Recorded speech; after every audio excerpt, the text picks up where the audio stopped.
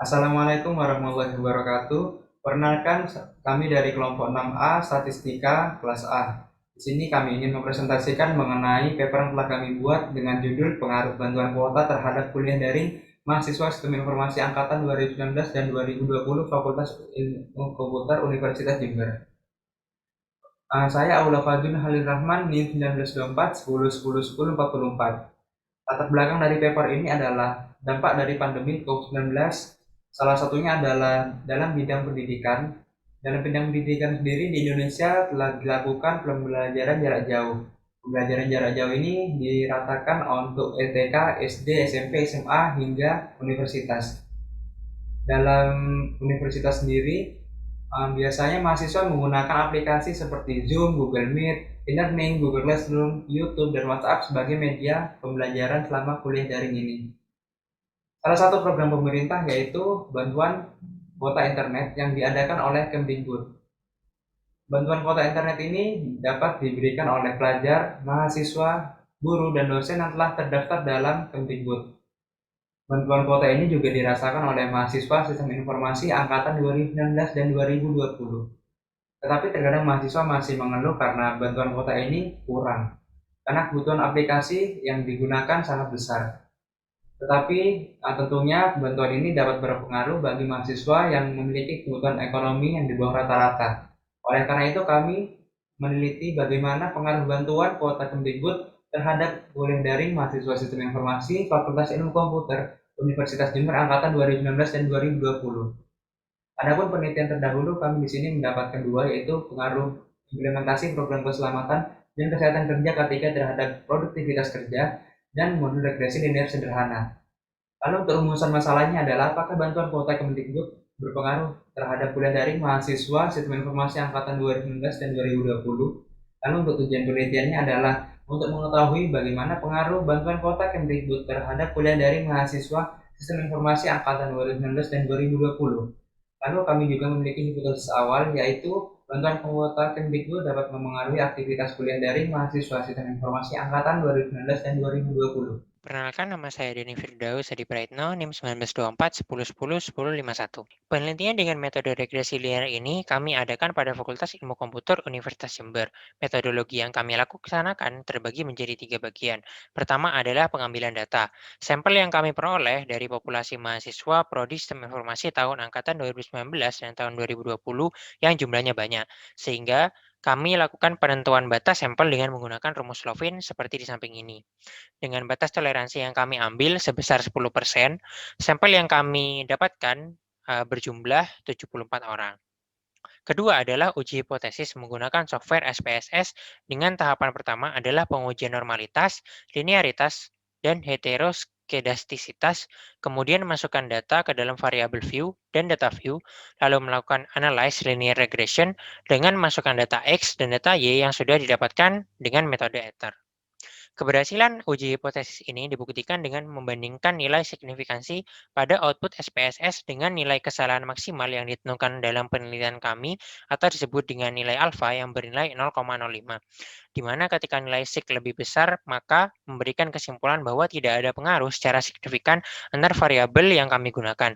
Dan ketika nilai sig lebih kecil, berarti ada pengaruh antar variabelnya.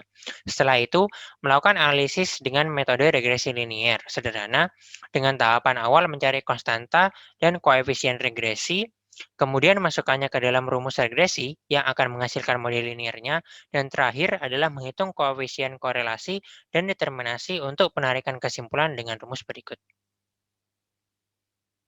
Selanjutnya, saya, Karina Durian, NIM 1924 10 10 10 48, akan melanjutkan penjelasan teman saya. Berikut adalah data sampel sejumlah 74 orang sesuai dengan penghitungan rumus Lovin. Data sampel ini berisikan jawaban terhadap kuesioner kami yang dijawab dengan skala 1-5, di mana 1 untuk sangat tidak setuju dan 5 untuk sangat setuju. Dari data tersebut, maka kami membuat tabel bantu yang berisikan data X, data Y, data X yang dikalikan dengan data X, dan Y dikalikan Y, dan juga data X dikalikan Y. Dari data tersebut, maka untuk menguji hipotesis perlu dilakukan uji linearitas, normalitas, dan heteroskedastisitas terlebih dahulu. Berikut adalah output dari uji linearitas yang dapat menyatakan hasil dari uji linearitas. Berdasarkan output, didapati bahwa nilai signifikansi dari deviation from linearity adalah 0,118, yang mana lebih besar dari 0,05. Maka dapat disimpulkan bahwa ada hubungan linear secara signifikan antara kedua variabel. Kemudian berikut adalah bagian output dari uji normalitas yang dapat menyatakan hasil dari uji normalitas. Berdasarkan output didapati bahwa nilai signifikansi dari asim6 sebesar 0,200, yang mana nilai ini lebih besar dari nilai 0,05. Maka dapat disimpulkan bahwa data ini berdistribusi normal. Dengan demikian, persyaratan normalitas dalam model regresi juga sudah terpenuhi.